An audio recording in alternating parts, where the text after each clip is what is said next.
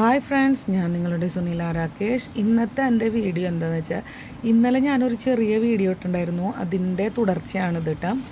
ഈ അമ്പലം ഇവിടെ അഹമ്മദാബാദിൽ തന്നെ ഞങ്ങളുടെ വീടിൻ്റെയൊക്കെ അടുത്തുള്ളതാണ്. പക്ഷേ ഇത്ര കാലമായിട്ട് ഞങ്ങൾ കണ്ടിട്ടുണ്ടായിരുന്നില്ല. ഒരു ദിവസം രാത്രി അതിൽ കൂടെ പോകുമ്പോൾ എന്നെ കണ്ടു. അപ്പോൾ അങ്ങനെ കയറി കണ്ട് തൊഴുതു. അതിൻ്റെ കഥ അറിഞ്ഞപ്പോൾ എൻ്റെ ഫ്രണ്ട്സായിട്ടൊന്ന് ഷെയർ ചെയ്യണമെന്ന് വിചാരിച്ചു കേട്ടോ.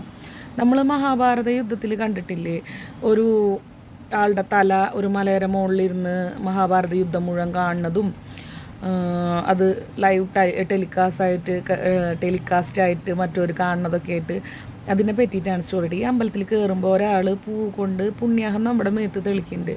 അത് കഴിഞ്ഞ് 2 സ്റ്റെപ്പ് കയറി ചെല്ലുമ്പോൾ ഒരു പെണ്ണ് നമുക്ക് ചന്ദനം കുങ്കുമൊക്കെ തൊട്ട് തരുന്നുണ്ട്. അതുപോലെ അരി നമ്മുടെ മേത്തൊക്കെ എറിയുന്നുണ്ട് കേട്ടോ. അപ്പോൾ ഞാൻ കഥയിലേക്ക് വരാം. ഇത് ഒരു ബാർബറിക് എന്ന് പറഞ്ഞിട്ടുള്ള ഒരു ആളുടെ സ്റ്റോറിയാണ്. ബാർബറിക് ആരായിരുന്നു എന്ന് വെച്ചാൽ നമ്മുടെ ഭീമൻ്റെ പൗത്രൻ, അതുപോലെ നമ്മുടെ ഘടോത്കജൻ്റെ പുത്രൻ, അതുപോലെ ഒരു നാഗകന്യകയുടെ പുത്രനായിരുന്നു. അപ്പോൾ ഇദ്ദേഹത്തിന് കുറേയേറെ ശക്തികളുള്ളതായിരുന്നു കേട്ടോ. അപ്പോൾ ഇദ്ദേഹത്തിന് എല്ലാ അസ്ത്രശസ്ത്രങ്ങളൊക്കെ പഠിപ്പിച്ചു കൊടുത്തത് അദ്ദേഹത്തിൻ്റെ അമ്മയാണ്. അങ്ങനെ ഇരിക്കെ ഒരിക്കൽ ഇദ്ദേഹത്തിന് മാശക്തിയുടെ തപസ് ചെയ്ത് മാശക്തി അദ്ദേഹത്തിന് 3 അമ്പ് കൊടുത്തു. അത് കൊടുക്കണ സമയത്ത് മാശക്തി ചോദിച്ചിരുന്നു, നിനക്ക് എന്താണ് അനുഗ്രഹം വേണ്ടതെന്ന് ചോദിച്ചപ്പോൾ പറഞ്ഞു, എനിക്ക് ലോക നന്മയ്ക്ക് വേണ്ടി എനിക്ക് മറ്റുള്ള പാവങ്ങളെ സഹായിക്കാനുള്ള ഒരിത് വേണമെന്ന് പറഞ്ഞു. അപ്പോൾ അതിൽ സംതൃപ്തിയായിട്ടാണ് മാശക്തി ലോകത്തിൽ ആർക്കും ഇല്ലാത്ത തരം വില്ലുകൾ കൊടുത്തത് കേട്ടോ, അമ്പ്. അപ്പോൾ നമ്മളൊക്കെ വിചാരത്തിൽ, സത്യം എൻ്റെയും വിചാരത്തിൽ ഇങ്ങനെയാണ് കേട്ടോ, ഏറ്റവും വലിയ വില്ലാളി വീരന്മാരെന്ന് പറഞ്ഞാൽ അർജുനൻ, കർണൻ, അതുപോലെ തന്നെ ഭീഷ്മർ, ഏകലവ്യൻ, ഇവരൊക്കെയാണ് ആയിരുന്നത്. പക്ഷേ ഇദ്ദേഹത്തിൻ്റെ സ്റ്റോറി അറിഞ്ഞപ്പോൾ ഇദ്ദേഹത്തിൻ്റെ അത്രയ്ക്ക് ശക്തിയുള്ള ആരുമില്ല. പക്ഷേ ഇദ്ദേഹത്തിൻ്റെ ശക്തി ഇദ്ദേഹം ഒരിക്കലും മിസ്യൂസ് ചെയ്തിട്ടില്ല. ഇദ്ദേഹത്തിൻ്റെ സ്റ്റോറി എന്താണെന്ന് വെച്ചാൽ ഞാൻ പറയാം. മഹാഭാരതത്തിൻ്റെ യുദ്ധത്തിൻ്റെ മുന്നോടിയായ ഒരു ദിവസം ബാർബറിക്കിനെ കാണാനായിട്ട് ഭീമൻ അതുപോലെ പഞ്ചപാണ്ഡവർ ശ്രീകൃഷ്ണനും കൂടി പോയി.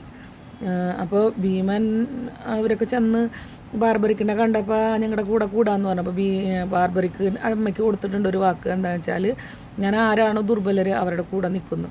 അപ്പോൾ അദ്ദേഹം ഞാൻ കൂടെ നിൽക്കാമെന്ന് പറഞ്ഞു.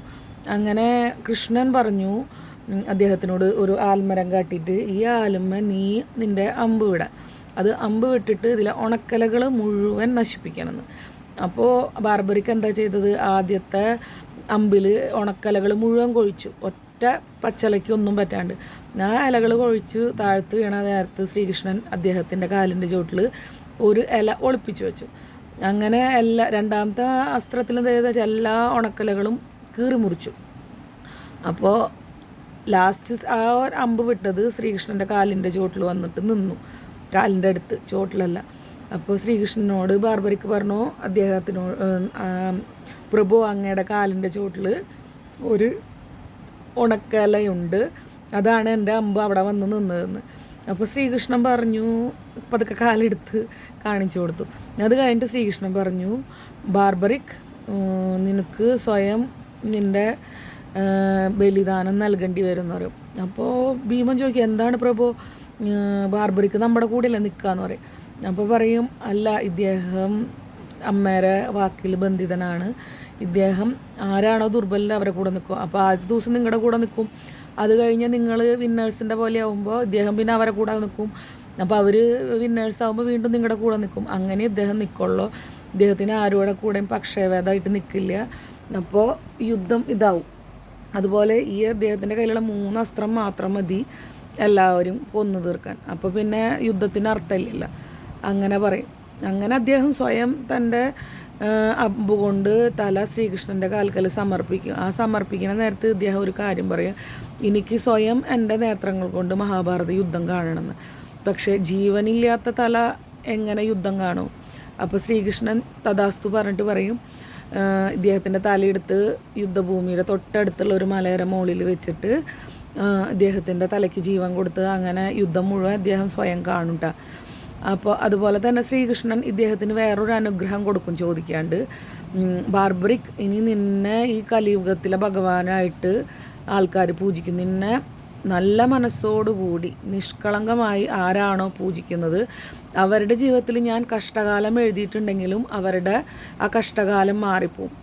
അപ്പോൾ നമ്മൾ ഈ കലിയുഗത്തിൽ ഒരിക്കലും അറിയാത്തൊരു ഭഗവാനാണ്. ഇദ്ദേഹത്തിനെ പൂജിച്ചാൽ ആരുടെയെങ്കിലും ദോഷമൊക്കെ ഉണ്ടെങ്കിൽ മാറിപ്പോവും എന്നാണ് പറയുന്നത്. അദ്ദേഹത്തിൻ്റെ അതുപോലെ തല ചെന്ന് വീണിട്ടുള്ളത് രാജസ്ഥാനിലാണ് എന്ന് പറയപ്പെടുന്നു. രാജസ്ഥാനിൽ ഒരു അമ്പലമുണ്ട് ഇദ്ദേഹത്തിൻ്റെ. അതുകൂടാണ്ട് ഇദ്ദേഹത്തിനെ നമ്മുടെ ഇന്ത്യയുടെ പുറത്തും പൂജിക്കുന്നുണ്ട്. അമ്പലമൊക്കെ ഉണ്ട്. നേപ്പാളിലുണ്ട്, പാകിസ്ഥാനിലുണ്ട്, തായ്ലാൻഡിലുണ്ട്, ഓസ്ട്രേലിയയിലും ഇദ്ദേഹത്തിൻ്റെ അമ്പലം ഉണ്ടെന്ന് പറയപ്പെടുന്നു. അതുപോലെ ആ അമ്പലത്തിൽ ചെന്നപ്പോൾ ഒരു എന്താ പറയുക, നമ്മുടെ ഹവൻ്റെ ഇതുപോലത്തത് ഉണ്ടാക്കി വെച്ചിട്ടുണ്ട്. അതിൽ നമുക്ക് അവർ തന്നെ നെയ്യൊക്കെ ഒഴിക്കാൻ തരുന്നുണ്ട് കേട്ടോ. അപ്പോൾ അങ്ങനെ ഞാനും നെയ്യൊക്കെ ഒഴിച്ച് പ്രാർത്ഥിച്ചു. അപ്പോൾ ഈ വീഡിയോ, ഈ സ്റ്റോറി ഇഷ്ടപ്പെട്ടെങ്കിൽ നിങ്ങൾ ലൈക്ക് ചെയ്യുക, കമൻറ്റ് ചെയ്യുക, സബ്സ്ക്രൈബ് ചെയ്യുക.